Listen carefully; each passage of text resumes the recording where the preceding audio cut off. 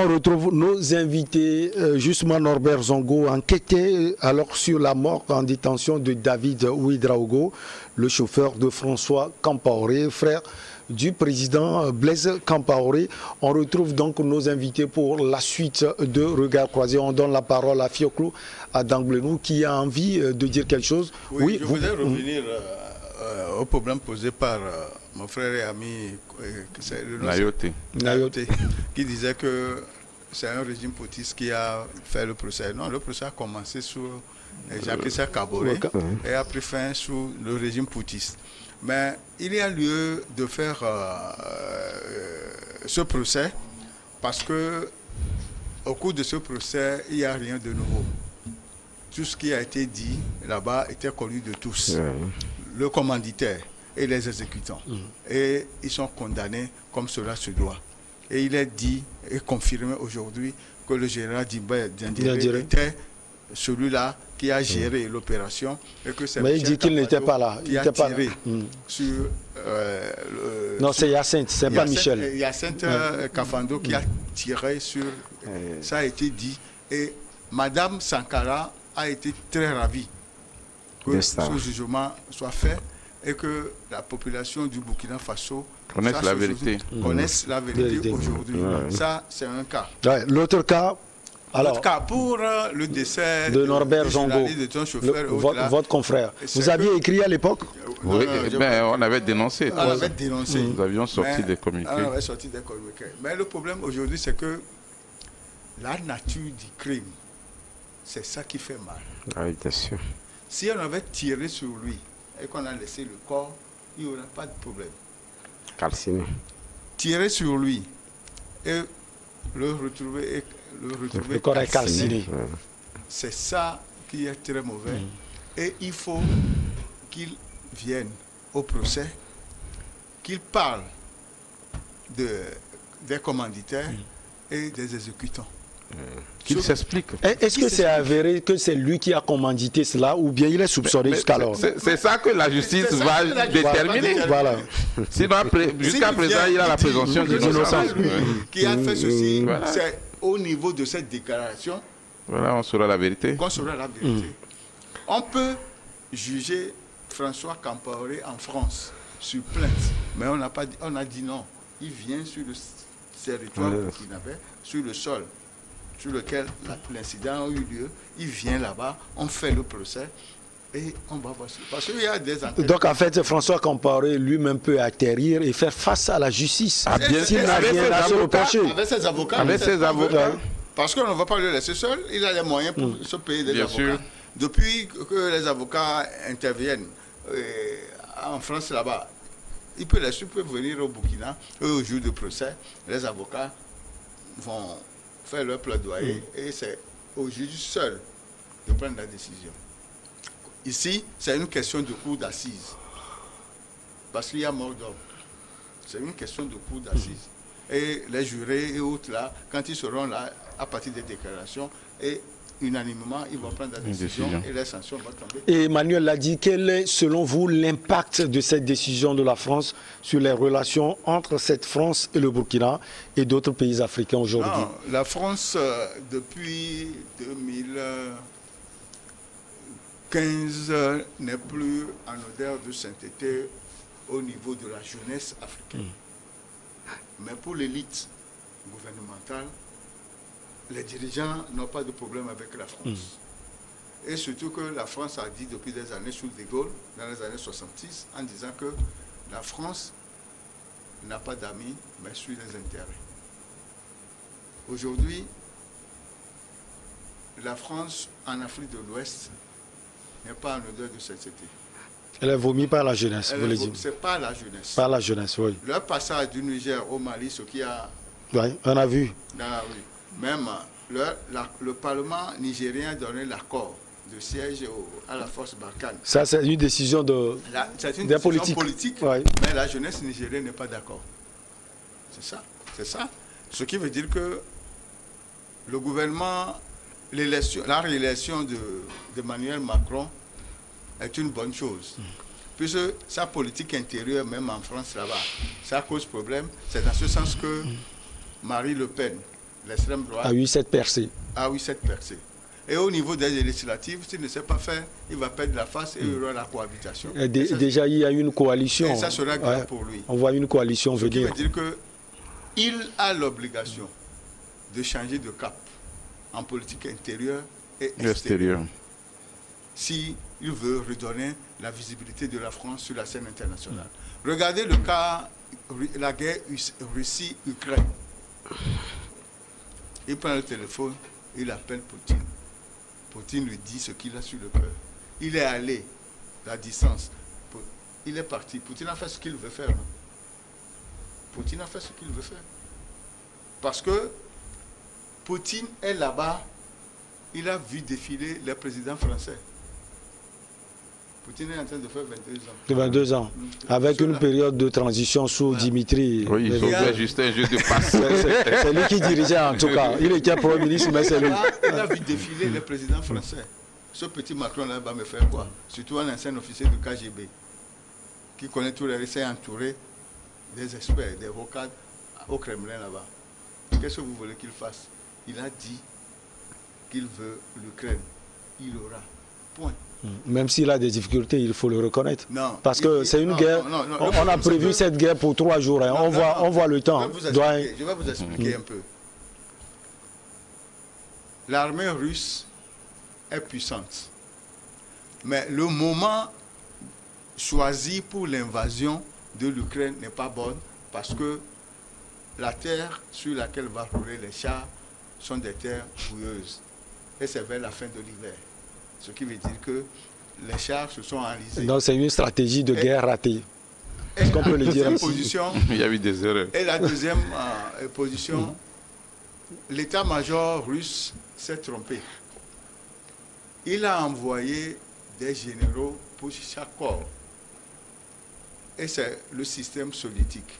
Si je vous donne l'exemple de la guerre du Golfe, la coalition a nommé un général, le général Svakov, qui a coiffé toute l'opération militaire.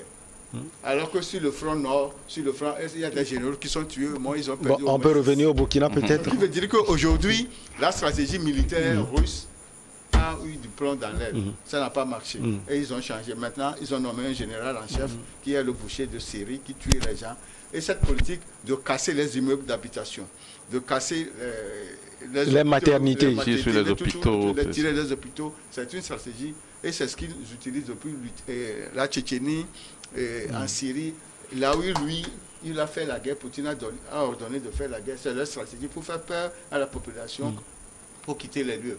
Et ça, c'est les crimes contre l'humanité et les crimes de guerre. Ouais, au niveau du Burkina, aujourd'hui, je suis sûr et certain que François Compaoré va atterrir au Burkina pour répondre de ce crime crapuleux.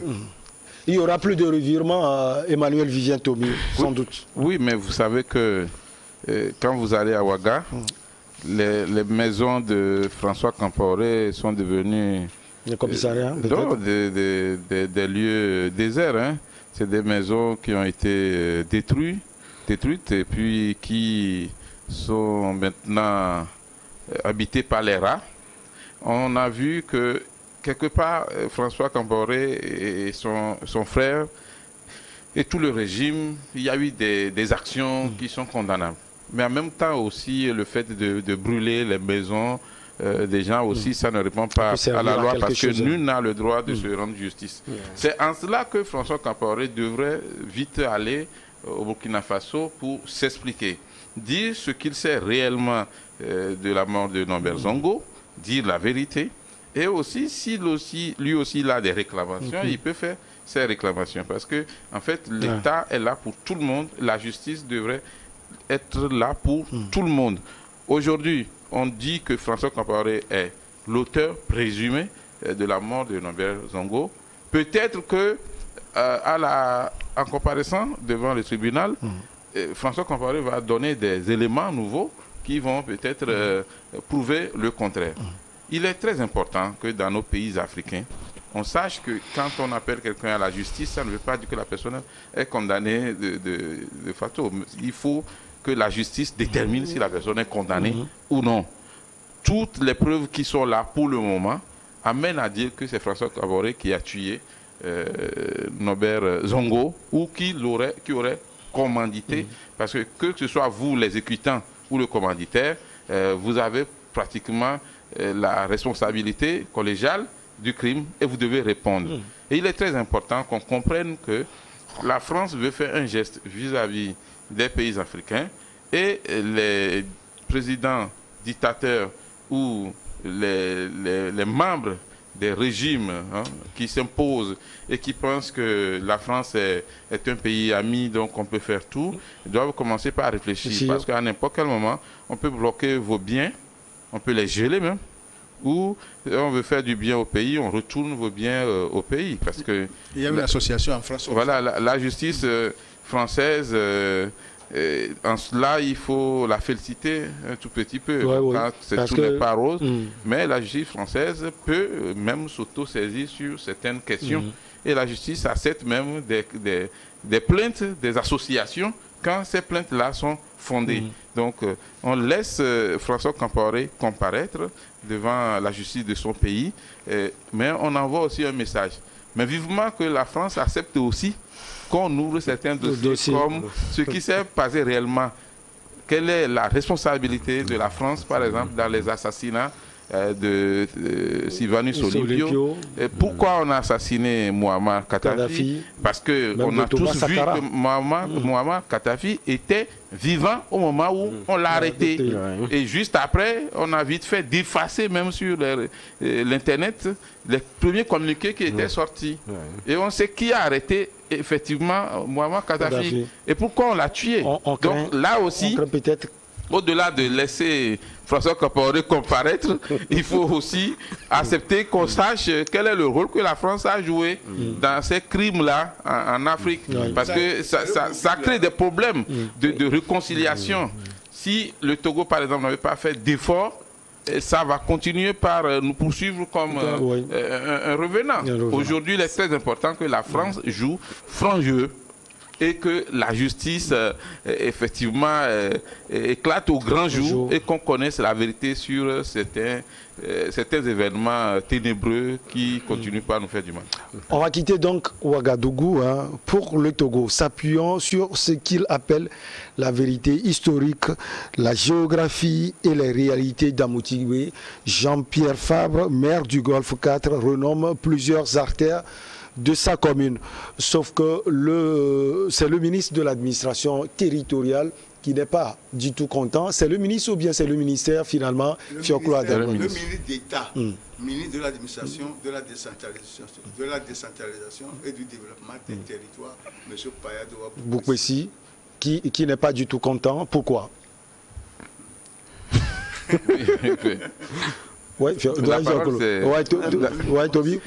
que je voudrais d'abord dire, c'est que nous devons nous dire la vérité. Est-ce que le maire a le droit de nommer une rue? Oui. Oui, ça fait partie des prérogatives du maire, mais c'est une décision collégiale, une décision du conseil municipal. On peut baptiser les rues, les routes, les places, les avenues.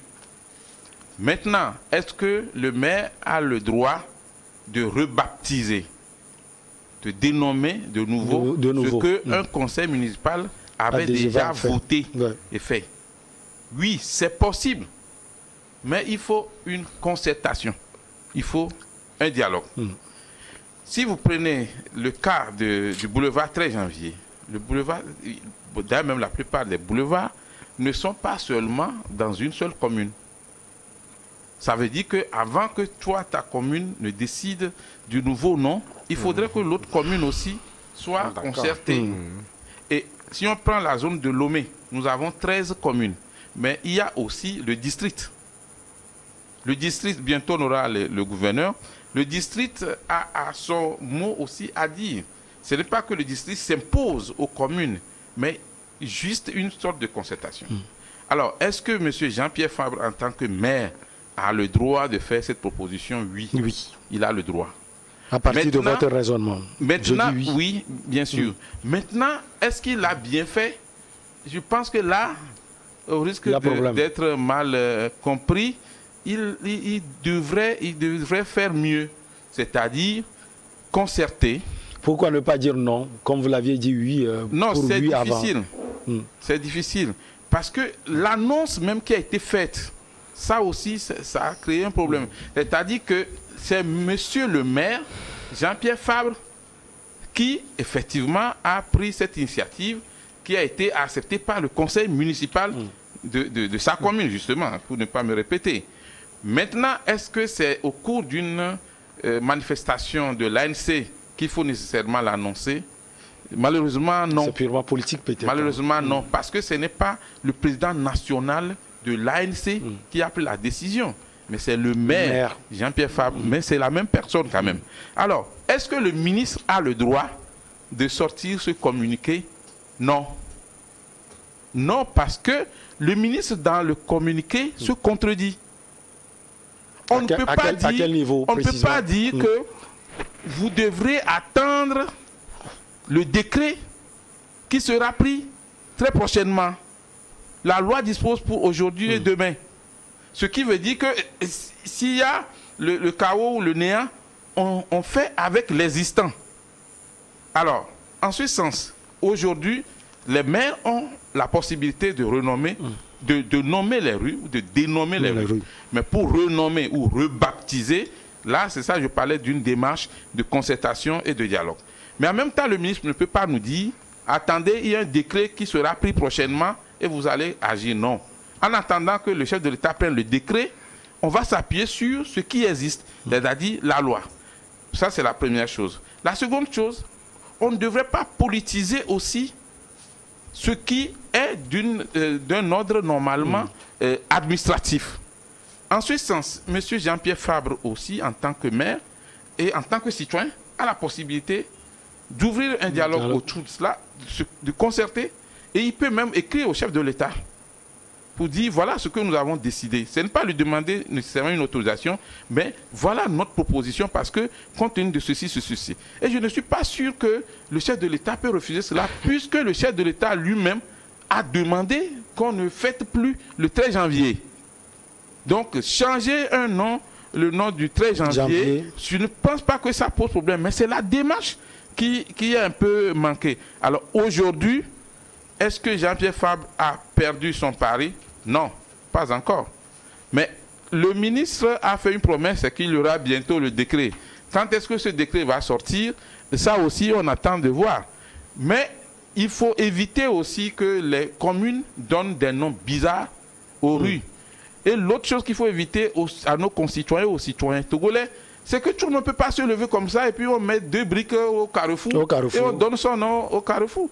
C'est à la mairie de nommer les rues. Ce n'est pas chaque citoyen ne nomme pas les rues. Si vous voyez que vous aimeriez que cette avenue ou cette rue ou cette place prenne le nom de votre grand-père parce qu'il a fait ceci pour le pays ou pour le milieu, faites cette démarche-là vers la mairie. C'est en cela. Et il ne faut pas qu'on perde le temps sur ces sujets parce que la réalité, les maires ou les communes, les conseils municipaux ont le droit de renommer, de dénommer ou de baptiser les rues.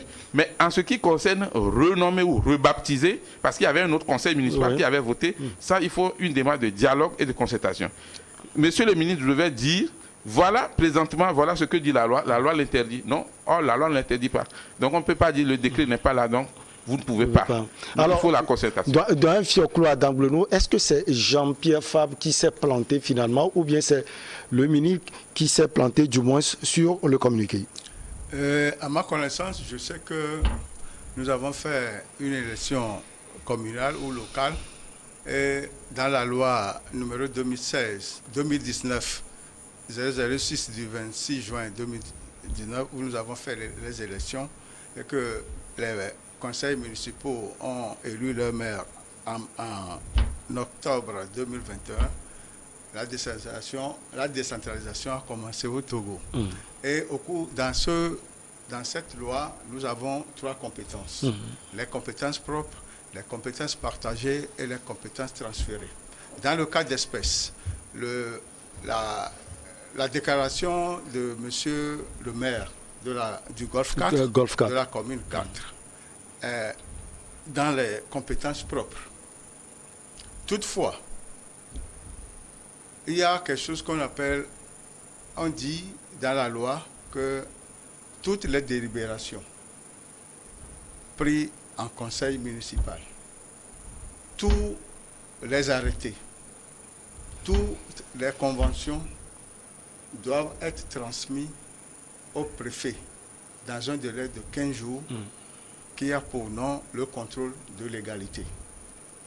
Je ne sais pas si M. Fabre a suivi cette procédure et surtout que dans la commune d'Agogne et du Golfe 4, il y a des communes, les voies passent dans 2 ou 3 autres communes. Et c'est là où je rejoins ce que dit Emmanuel Vivien Tomi pour dire qu'il devait avoir une concertation pour que ça aille jusqu'au bout. Quant au communiqué du ministre, il est dit dans la même loi, l'article 385 que le ministre a utilisé dit ceci. Des décrets d'application en conseil des ministres déterminent notamment les modalités de transfert de compétences et des ressources correspondantes de consultation des collectivités territoriales par l'État, le cadre général du règlement intérieur du conseil des collectivités et des modalités techniques et financières du partage des prestations entre les collectivités territoriales et la NASAP. Ce qui veut dire que, et on a ajouté en dessous, article 386, sont abrogées toutes les dispositions antérieures contraires à la présente loi. Parce que la loi actuelle que nous avons et que nous utilisons est la loi qui a modifié les 2 précédentes lois. Ce qui veut dire que le ministre a rappelé à M. le maire qu'il est vrai que tu peux, mais tu dois attendre le décret d'application qui détermine les compétences. C'est ce que moi je dis à mon point de vue. En attendant le décret d'application Kofi Nayote Kondo, vous pensez que l'adresse des rues, finalement, c'est un champ de bataille politique? Vous, le politique, vous pouvez mieux comprendre. Vous savez, nous avons tellement de problèmes au Togo que nous ne devons pas basculer tout en politique. L'adresse des rues, si ça a déjà créé polémique entre un maire et le ministre d'État, je crois que je l'assume comme bassesse au point où ça peut être une discussion en cabinet où on peut s'entendre pour que ça n'allume pas les réseaux sociaux un peu partout, ou comme on peut dire, oui, voilà telle personne, et puis on profite pour faire les coups bas. Je crois quand même que l'affaire Fabre ne me préoccupe pas trop dans ce débat. Vous savez, nous venons de célébrer, pas plus qu'hier, commémorer la fête des travailleurs. Vous connaissez la souffrance de tous les travailleurs du Togo. Tous les travailleurs presque souffrent de ce qu'on peut appeler le burn-out. Vous voulez dire qu'au lieu de voir cela, il faut se tourner vers le bien-être des travailleurs. Le bien-être des travailleurs. Le capital humain togolais est abandonné dans le secteur de la zone franche où les gens subissent tous les émois possibles. Nous avons vu, nous étions sur un autre régime de la loi régissant les relations professionnelles ou bien la liberté syndicale, où les gens ont créé leur syndicat, ils ont engagé des revendications. On dit que ce syndicat est illégal. On a vu des enseignants, des directeurs d'école mis sous ordre, d'autres relevés de leurs fonctions d'enseignants. Certains sont jetés aujourd'hui en prison. Rien n'est dit. On voit même la jeunesse qui sert dans les organes de presse, qui sont obligés de mendier pour survivre. tout ce que nous connaissons ici sera. Non, pas les femmes partout. Quand il s'agit non, je suis en face de vous, mais allez-y. Non, quand il s'agit des organes de presse, va réagir. Regardez. Vous savez, non, les Togolais souffrent dans tout. On aime. Là, dit que non, voyez un peu. Je peux retirer le mot, mais la réalité est là en face. La réalité, c'est que les journalistes. Mais il ne faut pas dire que les journalistes mendient. Ok, je retire le mot. Merci mais vous voyez, la minorité qui retire à tous les Togolais, même leur droit de vivre, leur droit au plaisir. Finalement, vous avez laissé le sujet sur l'adresse. Je ne laisse pas le sujet. Je crois quand même qu'il va falloir que nous revenions sur l'essentiel, que de nous laisser abassier par les trucs de moins d'importance. Vous savez, je suis politique. Important. Je l'assume. Prenez les propos du maire Jean-Pierre Fabre. Il parle par exemple du 13 janvier et il dit mais non, par exemple, étant donné que tous les Togolais s'entendent, on ne doit plus fêter. Pourquoi c'est ce nom que lui aussi doit prendre? Pourquoi il doit prendre ce nom? Pourquoi il doit prendre ce nom pour se justifier? C'est là je dis que vous avez lu le document. Oui, il a proposé beaucoup d'autres noms aussi. Oui. C'est pour ça que je dis. Entre autres. Oui, c'est pour ça que je dis. Oui, bien sûr. C'est pour ça que je dis. Par exemple, l'ancien ministre Namoro Karamoko, qui était à la conférence souveraine, le commissaire municipal de Golfe 4 a proposé son nom pour baptiser une rue. Et en cela, moi je ne pense pas que ce soit inutile. C'est vrai que la vie chère, le sujet de la vie chère préoccupe beaucoup les Togolais aujourd'hui. Mais ça ne veut pas dire qu'on va laisser les autres sujets non plus. Non, je n'ai pas dit de laisser le sujet. Ils doivent continuer par faire leur travail. On a parlé de aujourd'hui, par exemple, nous avons beaucoup de communes qui triment, qui n'ont pas de moyens pour assumer leurs charges vis-à-vis de leurs communes. Aujourd'hui, pour aller vers pour faire tout ça là, les communes peuvent s'accorder pour dire l'extension du réseau électrique est fondamentale pour permettre à la population de monter leur micro-entreprise sur lesquelles nous allons prélever les patentes et consorts. Ça, c'est le rôle des maires et des gouvernants. Oui, l'extension de l'adduction doit être le truc. Il y a des sujets sur lesquels nous devons nous prononcer.